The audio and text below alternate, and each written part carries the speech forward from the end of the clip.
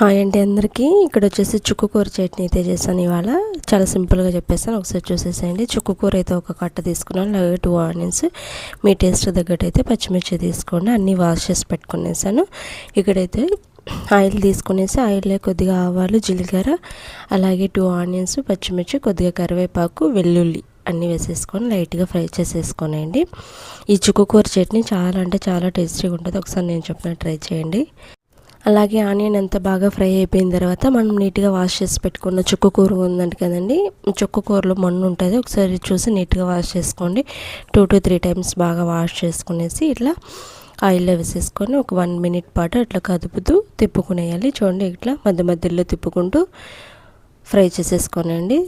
మధ్య మధ్యలో ఇలా తిప్పుకొని ఉంటే అడుగంటేస్తుంది. అట్లా చూడండి, ఆల్మోస్ట్ చుక్కు కూర అయితే రెడీ అయిపోయింది. లాస్ట్ అండ్ ఫైనల్గా పల్లీల పొడి అయితే వేసుకున్నాను. పల్లీలు వేయించుకొని పొడి చేసి పెట్టుకున్నానండి. ఆ పొడి వేసేసుకొని ఒక 1 minute పాటు అట్లా తిప్పేసుకొని సర్వ్ చేసేసుకోవడమే.